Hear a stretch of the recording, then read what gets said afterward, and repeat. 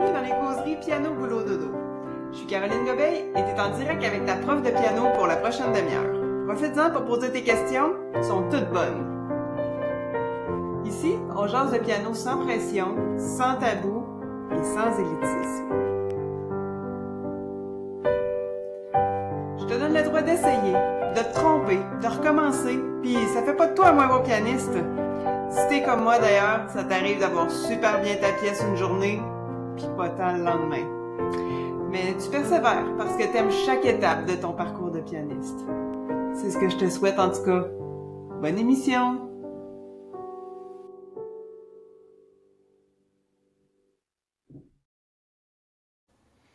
Salut tout le monde! J'espère que ça va bien. Une nouvelle causerie piano boulot dodo aujourd'hui, en ce jeudi midi. Il fait chaud, hein? C'est l'été, tant mieux.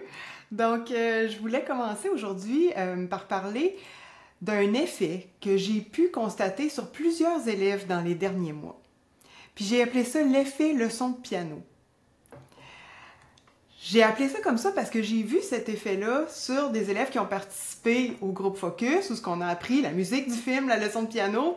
Ensuite, on l'a joué en groupe dans une journée en présentiel le 13 avril dernier. Fait que, au total, il y a comme une vingtaine de personnes qui ont participé soit au groupe Focus, soit à la journée en présence, mais surtout, en grande majorité, aux deux. Fait que l'effet leçon de piano, en fait, c'est une série d'effets positifs dans toutes sortes de domaines du piano, la technique, le mindset, la pratique des pièces, que soit que j'ai constaté moi-même ou que les élèves m'ont mentionné à la fin de la session. Fait qu'avant de continuer, si tu es déjà connecté, dis-moi bonjour dans le chat. Je vois Thomas qui est là. Bonjour Thomas, bonjour. Quelle est la marque de votre piano? Alors, le piano que j'ai ici, c'est un Kawai, c'est le modèle ES 920. Je l'aime beaucoup, c'est tout récent que j'ai ce piano-là, mais je l'aime bien. André, t'es là, salut, contente de te savoir, toujours à l'écoute, toujours pas loin. Hélène, salut, contente de te voir, ben de savoir que t'es là aussi. C'est cool. Puis tu sais, les cours de groupe, là, j'étais la première à avoir des doutes sur ça avant de commencer à en donner. Mais là, ça remonte à loin, là, ça remonte à quand j'enseignais à la Croche-Note en 2004-2005, autour de ça. Sauf que déjà à ce moment-là, après mes premières expériences de cours de groupe, je me suis rendu compte que ça marchait super bien. En passant, c'est même comme ça que j'ai rencontré mon mari, hein, mais ça c'est une autre histoire là, que je vous raconterai éventuellement. Mais quand j'ai réalisé que je pouvais personnaliser mes interventions, même en étant en groupe, j'ai vu toute la puissance que ça pouvait avoir. Puis là, ben récemment, dans mes 2 dernières sessions de groupe Focus, j'ai vu qu'on pouvait même faire ça en ligne. Fait que, tu sais, avoir des super beaux résultats. Puis là, ben c'est ça que j'ai appelé l'effet leçon de piano. Juste pour donner une idée, là, sur les 15 personnes qui étaient inscrites à la session de groupe Focus, il y en a 9 qui ont pris la peine de m'écrire ou de me dire verbalement combien ils sentent qu'ils ont progressé, qu'ils ont plus confiance, qui comprennent mieux ce qu'ils jouent, qui ont plus de fluidité. Tu sais, c'est tout ça qu'on veut là quand on joue du piano.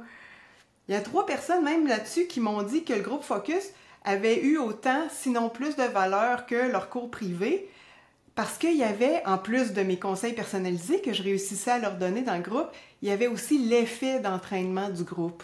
Puis ça, ben, c'était un gros plus pour eux autres. Donc, si on commence avec l'effet leçon de piano sur la pratique des pièces.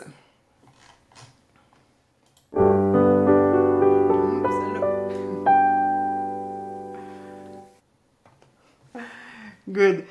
Sur 12 semaines, le groupe Focus dure pendant 12 semaines. Il y en a 6 là-dessus qui sont des ateliers en groupe. Il y en a 3 qui sont des rétro-actions personnalisées en sous-groupe. Puis il y en a 3 qui sont des semaines de pratique. On se voit pas, OK? Il n'y a pas de rencontre. Mais ça fait qu'on se voit pratiquement à chaque semaine pendant les 3 mois. Fait que c'est sûr que ça a un impact sur ta pratique des pièces. L'effet leçon de piano, pour la pratique, c'est que les gens sont allés beaucoup plus loin que d'habitude dans le perfectionnement de leurs pièces. Il y a plusieurs raisons. Première raison, on avait comme objectif de la jouer en groupe à la fin de la session. C'est pas tout le monde qui a fait la session de groupe Focus qui est venu à la journée en présentiel pour la jouer en groupe, mais la grande majorité, oui. Fait que tu sais, on veut pas être celle qui rend le résultat final moins beau. Puis ça donne une Moses de grosse motivation pour perfectionner notre pièce un peu plus. Deuxième raison, à toutes les semaines, je donnais des objectifs précis dans le temps, des devoirs, avec des buts spécifiques à chaque semaine. Pratique telle mesure à telle mesure, fais tel exercice. Puis quand les gens me disaient qu'il y avait un problème avec telle chose, je disais, toi, t'es rendu là, ça va être ta prochaine étape, ça va être ça. Donc, j'avais vraiment des conseils précis à donner, des objectifs. Puis ça, ben, ça fait que les gens ont avancé beaucoup plus que d'habitude dans le perfectionnement de leur pièce. Troisième raison, c'est qu'on a persisté. Je dis persister, c'est voulu, à la travailler puis à la perfectionner pendant 3 mois. C'est super formateur d'aller au-delà des notes puis du rythme. Je sais que c'est déjà un défi là, de jouer les bonnes notes puis de jouer le bon rythme, mais c'est pas rien que ça la musique, hein? Fait que là, on est allé vraiment dans le fine-tuning, tout ce qu'on peut faire pour améliorer une pièce qu'on connaît. Puis je sais que les 3 dernières semaines, là, il y a des gens qui auraient été prêts à la laisser de côté, cette pièce-là. Je sais. Mais c'est correct, puis c'est super bon qu'ils aient continué de le faire puis de la perfectionner, la pièce. Justement, ils ont réussi à passer la petite marche de plus. On a même eu un atelier sur l'histoire de la pièce, l'histoire du compositeur. Tu sais, ça aide beaucoup là, pour décider qu'est-ce qu'on veut transmettre musicalement avec notre interprétation, puis justement aller une coche plus loin. Puis finalement, la dernière raison qui fait qu'il y a eu un effet leçon de piano sur la pratique des pièces, c'est que les rétroactions personnalisées, puis en plus, on a des partages sur la communauté, ça a donné du suivi en continu aux pianistes. Fait que tu sais, tu joues quelque chose, tu as un commentaire, tu poses une question, tu as une réponse, tu pouvais immédiatement ajuster ou mieux comprendre quelque chose, puis savoir exactement quoi pratiquer pour la suite. Fait que gros impact. Il y a vraiment un avant-après pour ça. J'ai pu le voir. Toi, est-ce que tu as tendance à laisser de côté un peu rapidement les pièces que tu pratiques ou est-ce qu'au contraire, tu aimes ça pousser plus loin ton perfectionnement? Je vais aller voir dans le chat. Anne-Marie et Marie-Josée se sont jointes. Salut, contente de vous savoir là, c'est cool. Parce que des fois, c'est ça, on pratique des pièces, puis moi, je suis la première, hein, des fois dans des cours avec des élèves, une fois qu'ils ont atteint le 80% de réussite dans la pièce, parfois, je vais décider volontairement qu'on peut la laisser de côté, puis qu'on aille pratiquer autre chose. Parce que plus on voit de difficultés variées, plus on est capable de les surmonter, puis d'avancer avec tout ça. Mais à un moment donné, il faut aussi dire, ben celle-là, je la perfectionne, comme si on allait la jouer en groupe, comme si on allait la jouer à une audition, à un examen, peu importe les circonstances. Hein? Hélène, tu dis, ça dépend des pièces. Bon, ben ça, c'est ça. C'est un peu ce que j'étais en train d'expliquer, hein, c'est ça. Il y a des pièces qu'on va vouloir pousser plus loin, puis il y a des pièces qu'on va vouloir juste réussir à les jouer, être à l'aise, bam, on les laisse de côté, puis c'est bien correct. Marie-Josée, tu dis, j'aime garder des pièces de répertoire dans mon grand cahier. Je les rejoue souvent. Puis ça, le fait de garder des pièces dans nos doigts, de les rejouer régulièrement, ça fait qu'on... Ben, on n'est pas nécessairement en train de les travailler plus, mais une chose est sûre, à chaque fois qu'on les joue, ça se peut qu'on fasse une petite chose différente, qu'on ait une petite idée d'interprétation différente aussi. Puis ça, ben, il faut se laisser aller là-dedans. Moi, il y a des pièces que je joue régulièrement, comme celle que j'ai jouée au Salon du Livre dernièrement, là. Ben, ces pièces-là, c'est rare que je les joue 2 fois exactement pareil.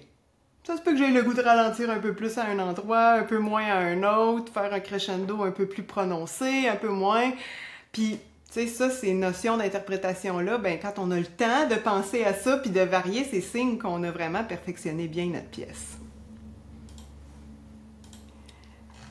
Good! Il y a eu aussi des effets leçons de piano sur la technique.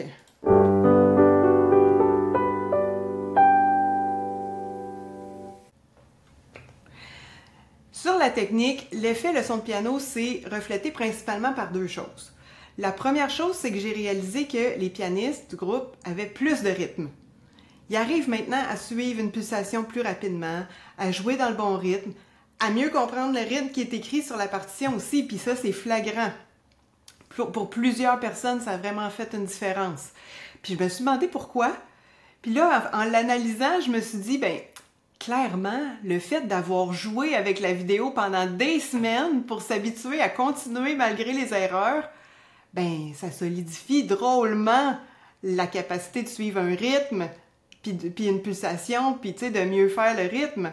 Donc ça, je pense que c'est un aspect qui a vraiment aidé au niveau du rythme. Puis la deuxième chose que j'ai constatée pour la technique, c'est que ben, c'était surtout chez des pianistes un petit peu moins avancés.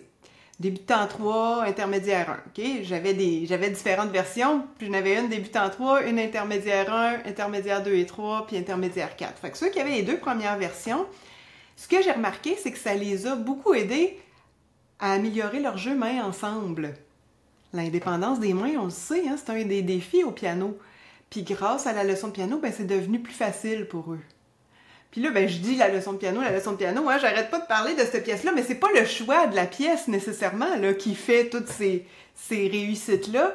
C'est vraiment le fait d'avoir suivi le plan de pratique qui était suggéré à chaque semaine, d'être allé progressivement, d'avoir développé une façon de pratiquer qui permet d'être plus à l'aise au moment de mettre les mains ensemble aussi.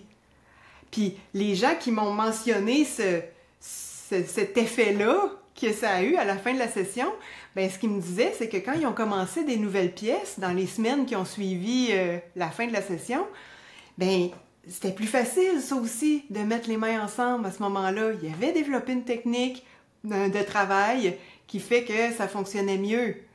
Fait que ça, c'est cool de lire ça, des commentaires comme ça. Je me dis, c'est ça qu'on veut, puis c'est ça l'effet leçon de piano qu'on a eu ici sur la technique.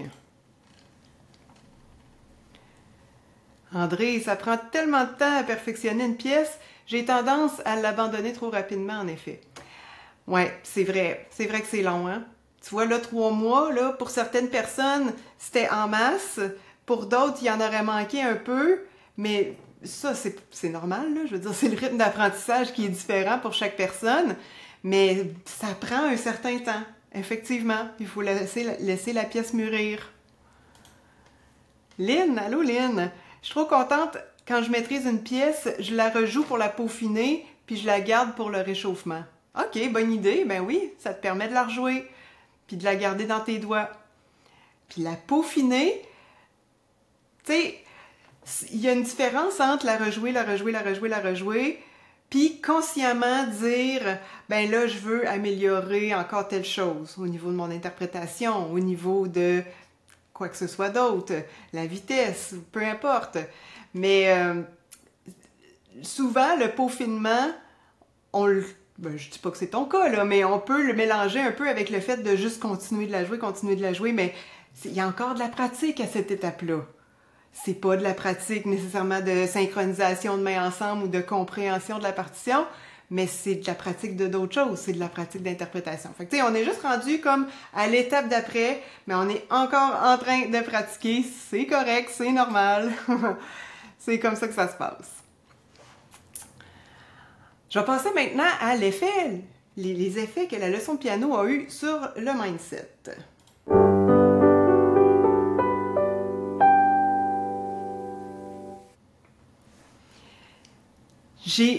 J'étais tellement contente de me rendre compte puis d'avoir des commentaires des pianistes qui disaient que effectivement ça avait eu une influence sur leur tête, OK? Parce que tu sais, pour continuer à jouer quand on se trompe, là, ça prend un mot juste de bon mindset, OK? Ça, je pense que c'est la chose la plus difficile, de pas trop réagir dans notre visage, mais de pas se laisser déconcentrer non plus par le reste. Hein? Fait que tout se passe dans la tête. On a beau savoir notre pièce sur le bout des doigts, si on se laisse déconcentrer quand on fait une erreur, c'est ça, c'est notre mindset. Fait que ça, c'est un gros aspect. Les gens ont réussi à continuer de jouer même quand ils se trompaient. Ça leur a renforcé cette capacité-là, finalement. Faut comme se détacher de ce qu'on vient de faire comme erreur. Puis l'autre aspect, c'est que c'est devenu plus facile pour bien du monde, les commentaires étaient là, plus facile pour eux de jouer devant les gens. Ça fait que, tu sais, on a bien sûr joué en groupe, c'est sûr, tous ceux qui étaient là, ils l'ont expérimenté, mais le fait de partager leurs enregistrements là, à chaque fois, puis de parler de leurs difficultés, puis tout ça, en groupe, sans tabou, sans avoir peur d'être jugé, rien de ça, bien, ça les a un peu désensibilisés, finalement, à jouer pour d'autres. Parce que là, on finit par former comme une famille de pianistes, hein? Fait qu'on peut vraiment... Tout le monde partage le même intérêt, tu sais, tout le monde est respectueux, on sent vraiment qu'on peut échanger avec les autres à propos de nos difficultés puis de nos progrès sans jamais sentir de jugement et de pression. Fait que ça vaut de l'or aussi, là. Tout le confort, tu sais, le se sentir bien dans un groupe, mine de rien, on apprend mieux dans ces circonstances-là aussi. J'ai même une élève qui m'a dit que ça y avait donné la confiance de s'exprimer dans le groupe. Fait que tu sais, là, on n'est plus rien qu'avec le piano, là. On est vraiment dans des trucs plus personnels. C'est pas juste le jeu pianistique, c'est d'autres aspects, mais c'est l'effet leçon de piano quand même, c'est un des bienfaits que ça a pu avoir finalement sur certains élèves. Fait que je trouve ça bien cool de voir ça. Fait que là, tu te doutes bien que ma formation en vedette aujourd'hui, c'est les groupes focus, OK? Les prochaines cohortes vont être en septembre. J'ouvre aujourd'hui officiellement les inscriptions à tout le monde. Il y a déjà, les anciens élèves ont déjà eu leur priorité d'inscription, mais là, les inscriptions sont ouvertes à tous. Il va y avoir 4 groupes qui sont disponibles. Les groupes focus, là, ça s'adresse à toi, ça s'adresse aux passionnés de piano qui sont tannés d'être tout seuls dans leur apprentissage. Parfois, ils tournent en rond, savent pas trop quoi pratiquer, dans quel ordre. Ça arrive souvent, là, on a plein de choses qu'on sait qu'on voudrait pratiquer, mais c'est quoi la meilleure séquence? C'est quoi la meilleure façon de le faire? Des passionnés de piano qui veulent être encadrés par un prof pour progresser, mais pas obligés d'être en cours privé. C'est des gens qui aiment être en groupe, qui aiment connecter avec d'autres pianistes. C'est des gens qui ont envie d'un gros boost de motivation, de confiance en soi, puis qui veulent faire un pas de géant en 12 semaines de piano. Fait que le premier des 4 groupes qui est disponible pour septembre, c'est celui sur la musique de l'époque romantique. Chopin, Schumann, Brahms, Liszt, tu connais ces noms-là, hein? C'est tous des compositeurs romantiques. Leurs pièces vont vraiment chercher nos émotions. Ça nous raconte des histoires, ça réussit toujours à accrocher notre oreille, mais pourquoi exactement? Fait que c'est ça qu'on va aborder pendant la session. Puis là, chaque pianiste va pouvoir choisir la pièce de l'époque romantique qu'il a envie d'apprendre. Donc, c'est parfaitement adapté au niveau de chacun. Puis à travers ces pièces-là, on va voir tous les éléments de l'époque romantique, comment les compositeurs écrivaient, qu'est-ce qui se passait à cette époque-là qui faisait qu'on a écrit de telle façon ou que la musique, justement, vient beaucoup chercher nos émotions. Fait que c'est ouvert à tous les niveaux, à partir de débutant 3. C'est les lundis midi, heure du Québec, et on commence le 15 septembre 2025. Là, il y a 12 places par groupe. Je l'ai limité parce que si les 4 groupes se remplissent, puis qu'il faut que je fasse des sous-groupes dans les semaines de rétroaction, tu sais, là, je pouvais pas en mettre plus, je pouvais pas prendre plus d'inscriptions par groupe. Puis, j'ai un minimum de 5 personnes pour que on démarre la session avec ce groupe-là. Dans le groupe de la musique romantique, il reste juste 2 places. Fait que inscris-toi maintenant si ça t'intéresse. Je vais te montrer tantôt c'est où sur le site web. Les 3 autres groupes, c'est des groupes focus par niveau. C'est nouveau de cette année, mais on est vraiment dans la même optique de collaboration. Si tu as essayé l'option autonome, puis que tu aimes le contenu, mais que tu trouves des fois que tu manques d'objectifs précis ou que tu as besoin de motivation pour être plus régulière dans tes pratiques, ou tu sais que tu sens que tu es toujours à peu près comme au même palier depuis un moment, même si tu restes très motivé, mais là tu sais plus trop quoi faire pour continuer d'avancer. Je pense vraiment que les groupes focus par niveau, c'est ça qui va être pour toi. Donc, je te guide à travers le programme, la plateforme de cours, je te donne accès au niveau pour lequel tu vas être inscrit pendant les 3 mois, même 1 mois de plus à la fin. Et je te guide là-dedans pour que tu puisses vraiment avancer à ton goût. Fait que les 3 groupes, c'est débutant 3, intermédiaire 1, qui va être le mardi midi. On commence le 16 septembre. Intermédiaire 2 et 3, qui va être le mardi soir à 19h, 16 septembre. Et intermédiaire 4, avancé 1, qui va être les jeudis soirs, de 19h à 20h. Et on commence le 18 septembre. Tous les groupes sont au même prix, c'est 299 $ pour la session complète. Puis les rencontres ont lieu sur Zoom. Ils vont être enregistrés pour que tu puisses réentendre certaines explications au besoin, Mais faut avouer que ta session va être encore plus profitable si tu es capable d'être là en direct aux ateliers.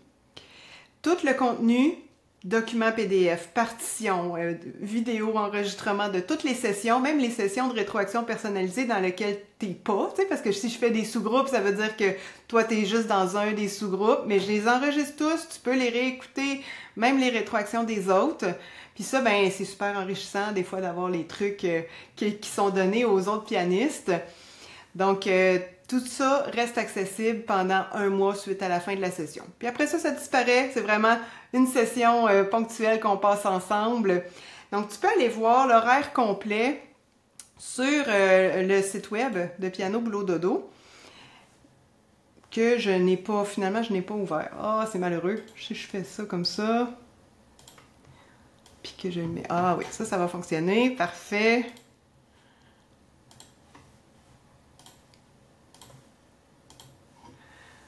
Tu reconnais mon site, tu vas sur la page cours de piano.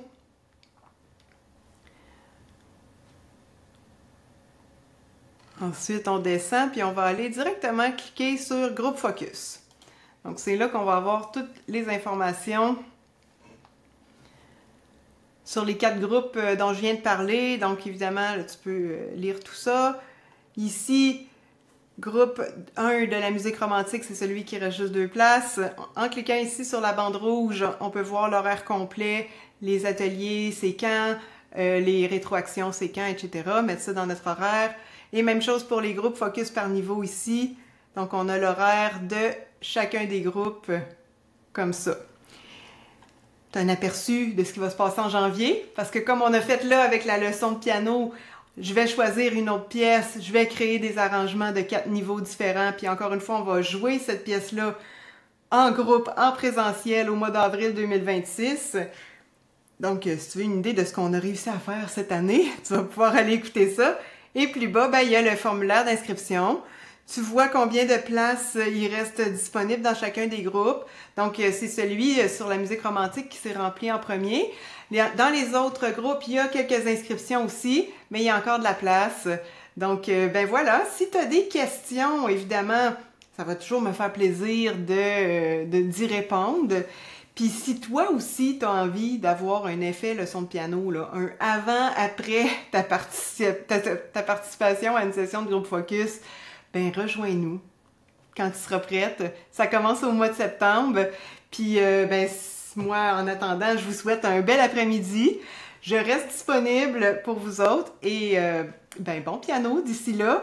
Bon été, hein? Je sais bien que c'est l'été là, qui s'en vient. C'est pas tout le monde qui est nécessairement prêt à penser à sa session de septembre, mais je voulais en parler quand même dès maintenant, étant donné que j'avais un groupe qui se remplissait déjà vite.